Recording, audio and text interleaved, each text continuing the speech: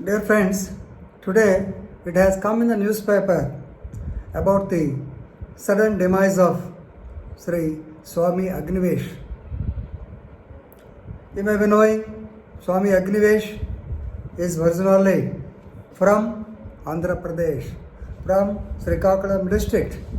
His original name is Shamrao, but during 1970s he went to Delhi, from there to Haryana. Actually, he is a very popular man in Haryana. Right? He was elected as MLA, and I think in 1977 also he worked as Education Minister of Haryana State also, because at that time he resigned for the job. Basing on the, of course, at the time there was some police firing on the workers who opposed the bonded labor. When the processions were going on, some firing has taken place. Of course, since he supported the bonded labor, he resigned. Right. So he is a politician. Please remember. And I think in Arya Samaj also he has got some degree, I will tell you. Swami Agnivesh, he was born in 1939. Yes. He was the president of World Council of Arya Samaj. President of World Council of Arya Samaj. And you may be knowing, in 2011, when Anna Hazare started the movement of that Jan Lokpal bill, corruption, anti-corruption, all these things, he supported Anna Hazare. He was instrumental. Of course, he was controversial also. Some people heckled him. Whatever it is, he's a nice man. So, what is the link between his political career and legal?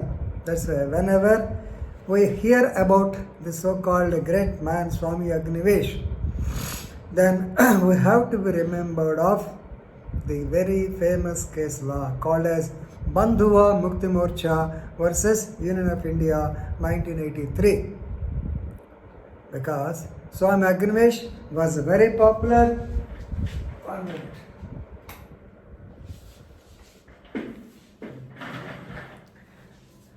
And he spent most of his life against to the bonded labor. Actually, he wanted to. Yes, he has brought it to the notice of the government about the plight or miserable condition or inhuman conditions of the bonded labor. He is one such person who almost spent his life for the cause of the bonded labor and Bonded Labor Abolition Act 1976. Therefore, in his remembrance, today we are discussing this case. That is Bandhuva Mukti Morcha versus Union of India 1983.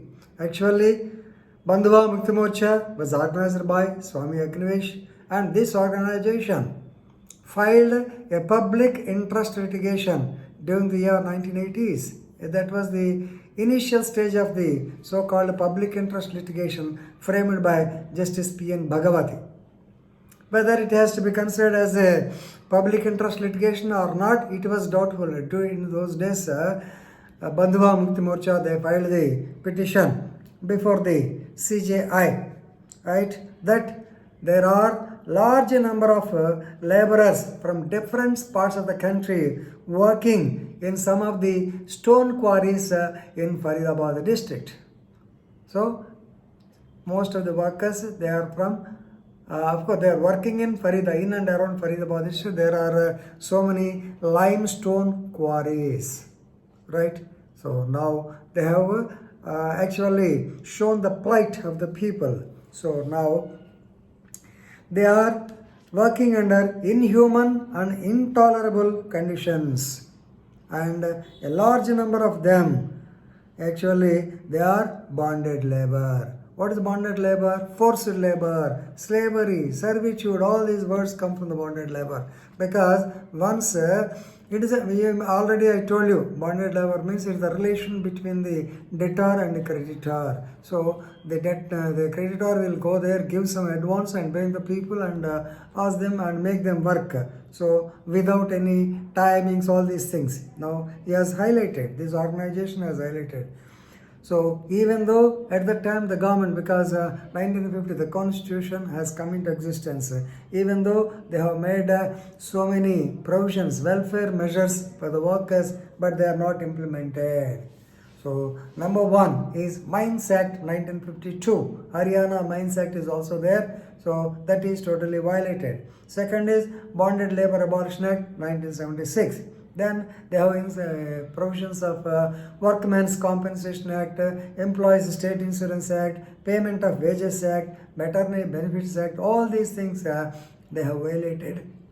These are they are not following because they are politically powerful, all these things. Thus, these people have become victims of inhuman exploitation. That's why their human rights are violated. Now it's a case for human rights.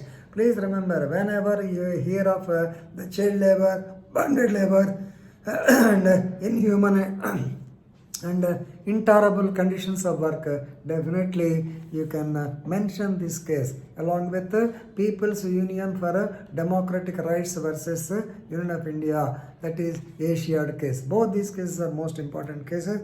So right, so basing on this letter, the first doubt was whether it has to be taken as a public interest litigation or not. Yes, Justice P.N. Bhagavati and Justice Jain, both of them accepted it. Immediately they appointed a commission to look into the affairs or to look into the contents of the petition. Yes, the commission was formed and the committee, yes, they have agreed or they have, I will tell you, they have confirmed the allegations and pointed out the following lapses. Right, number one, there is heavy dust in the quarries. Heavy dust. The quarries are full of dust and it is difficult to breathe. That means definitely people will get the so-called tuberculosis, or we can call them as occupational disease. We'll come to it later. So dust and debris are more in the limestone quarries and it is very difficult for the people to breathe. Number two, workmen are not allowed to leave the place. That means it is nothing but forced labor. So if they want to go out for some on their personal work, even they are not allowed to leave the premises. Then no facility of pure drinking water. Pure, it's not necessary. At least if they have made arrangements for drinking water, it have been good, but there is no. Nowadays, we will putting these words, pure drinking water. At the time, at least drinking water was also not provided to them. And no proper shelter for the laborers. So just some thatched huts they were there, and more than 10 or 13 people they have to adjust. So the welfare measures were not at all being observed. Then workmen from suffering from chronic diseases but no compensation.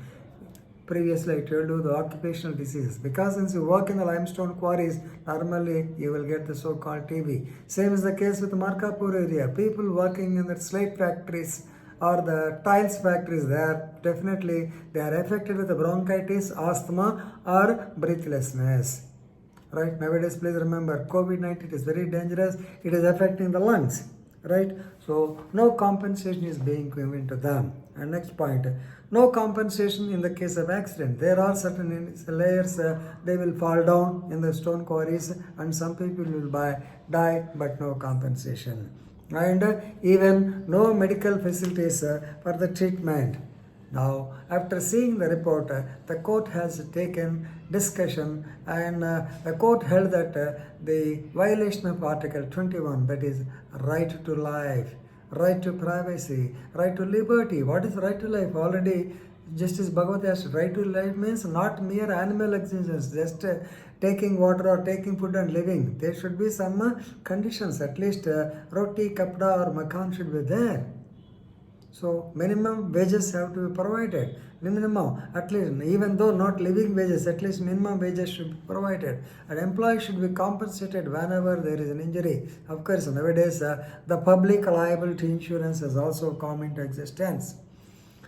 Now, they have discussed at length and the court has come to the conclusion that it has become the responsibility and duty of the court to say that the human rights are violated and this has to be accepted and appropriate relief should be granted. Therefore, they have asked the states to form a welfare committee to look into the matter and come up with a report within 6 months. And so the bonded labor should release all these instructions have come, and within 6 months, of course, at that time things were set to right, and this is the effect of Bandhuva Mukti Morcha case. So whenever any bonded labor is there, remember this case law.